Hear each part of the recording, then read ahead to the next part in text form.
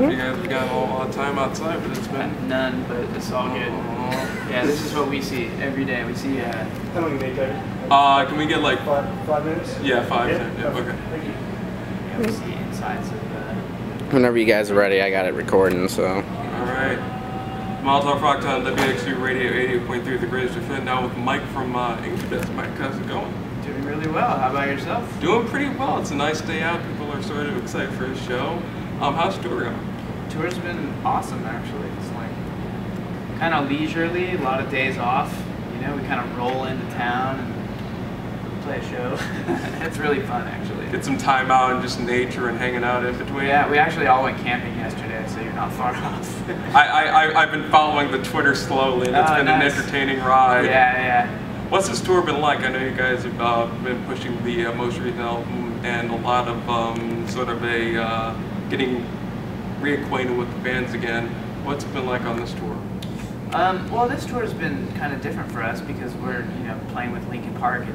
We haven't done kind of like a co-build tour, at least not in the United States, in many years. So it's really fun actually to kind of be playing in front of such a mixed audience. It's not the same thing as when we play our own show, like to specifically our audience, where we're going on a little bit earlier than when we would normally go on, and it's actually like a really good feeling. Like we have to work a little bit harder, to get the fans all worked up. It's not the same as like when it's just an Incubus concert.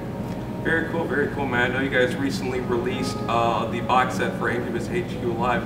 Tell us a little about that experience as far as the real creative intimacy you guys have with the band right now.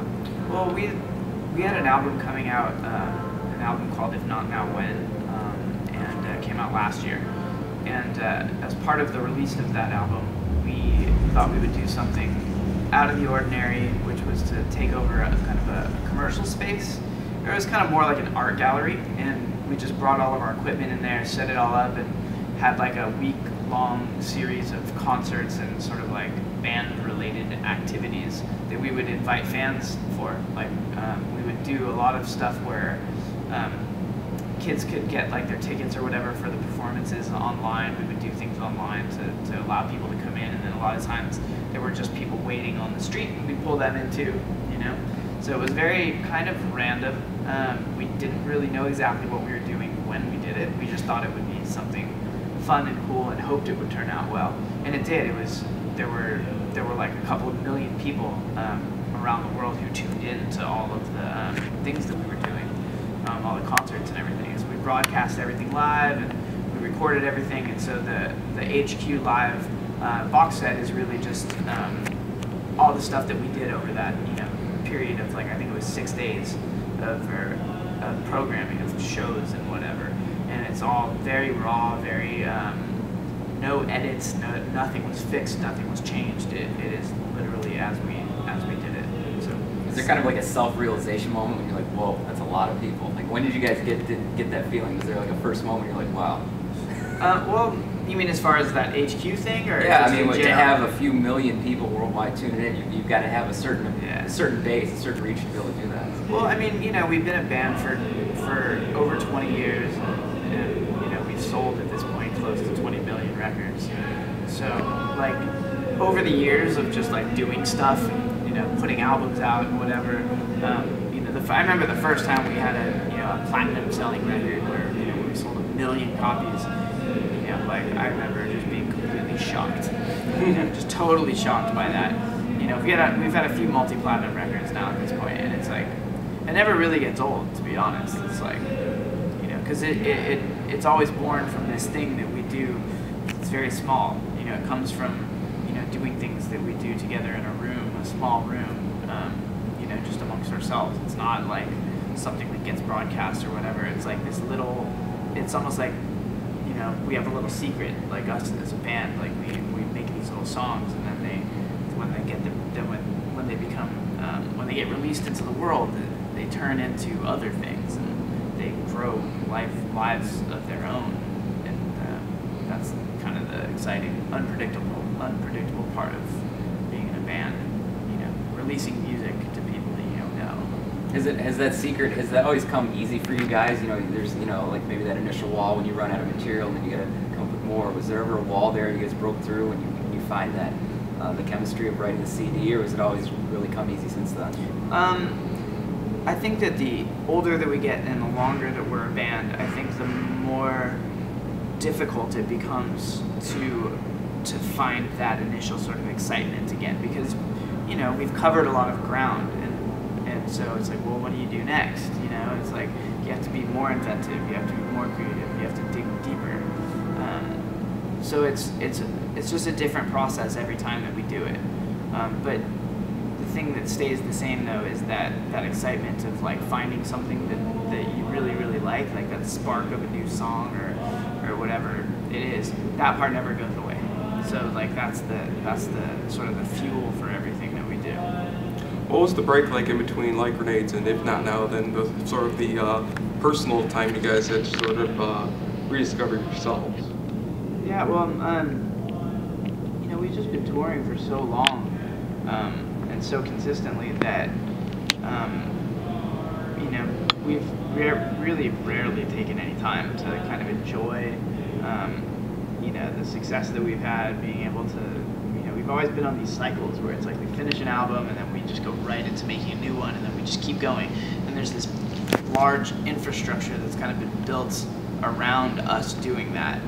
And if, you know, things being what they are, I think most people around us would just continually have us doing that over and over and over and over again on like an endless cycle. But, you know, we want to do things like have families and, you know, settle down and all that kind of stuff. And, you know, I'm not a kid anymore. I'm 36, you know. Like, as much as we pretend. Yeah, I try to stay young as much as possible. But, you know, like I have things that I want to do, you know, during that time. We took some time off. I went to Harvard and I was studying, and that was, you know, a really awesome period of time for me on a personal level. You know, we're about to take some time off again as well, and you know, I think those breaks are just really necessary in order to, you know, if we want to keep making music long term as a band, that personal time is like vital. You guys have started out like over 20 years ago. Tell us, is there anything left with Incubus from the start that you guys haven't done yet that you still want to do? There's always stuff that we haven't done yet. There are a lot of things that we haven't done yet. Ideas floating around right now? Always ideas floating around. You know, that's part of, I think that's just part of the genetic makeup of you know, I don't know if it's in all bands, but definitely in our band, where we're kind of always scheming about what we're going to do next. Even if we take our time doing it, it's just kind of built into us. We can't like get away from that entirely. I actually wish that I could get away from it more and just kind of like enjoy like not doing things and relax and have a vacation, and I'm not good at that. I'm not good at that sort of thing. You guys did Rock in the Range. We had a chance to catch you guys there. You guys were great. You know, what's it like? You guys have done festivals a lot. Do you guys see maybe, you know, you get hundreds of thousands of people overseas and at festivals? Do you see the festival, a rock festival like that growing? You know, what's the ceiling for that here in America? You know, it's a weird question actually, because in Europe they have these massive festivals every summer. It's been going on for decades and decades, and they're amazing. You know, they really diverse artists on the bill. I remember the first time that we went over there, it was like to Europe to play festivals. I remember we were playing with like Ozzy and like Alanis Morissette on the same bill, and it was this weird thing where it was like, wow, these are like two polar opposites, and like I was like, how is this gonna work? And for some reason it just was like everybody was there for all the music, and it was very you know, no violence, no anything, but for some strange reason when you get large groups of people together in America, people get fights and set things on fire, and you need that Alanis to calm them down. Yeah, I don't know what that was. I don't know what that was. I don't know why. I don't know what it is. Like mentality. We're a violent culture, you know. It's crazy, and there is definitely a difference between, you know, like the audiences overseas and here. For some reason, it's like, you know, like people drink and just get crazy. There, people drink, get crazy, but I guess they just want to like hug each other or something. Here people want to punch each other. It's just different. So I mean, you know, I hope that there are more rock festivals like that. Rock on the Range was really fun. We had a great time. Hopefully there weren't any problems. I didn't see any problems. Hopefully we didn't create any. Yeah, no, I'm sure we were well behaved. No, it was cool. It was cool. Like, wasn't Slash? Slash was playing on that. Yeah. That was awesome. He's such a legend. You know, he's such a like. Doesn't matter like what music he's making or whatever. That guy is a legend all the way from bottom to the top. Is there anyone left? I mean, you guys have played festivals like that. Is there some bands left, you know, that you guys would like to bill with? To play festivals with? Oh, of course. There's Any personal dreams of yours or anything? Yeah, we just played a huge festival in Spain a couple months ago with the Red Hot Chili Peppers, and that was just awesome. It was like, you know, because it's like I know that we have a lot of, you know, our fan base in common and whatever, and you know, and they're friends of ours. Flea is a really good friend of mine, and it was just so much fun. That was like really the first time we played a show together, so I'd love to do that more, you know. We'll just see what happens, you know. There are plenty of good bands out for us to play with, big festivals and whatnot. Looking at the state of the music industry, if you looked at Incubus when you guys started out, if you tried doing it now, do you think we would have the same reception? I mean, you know, I don't know. I have no idea. The way that music is now is so different than it was, you know, like when I was growing up.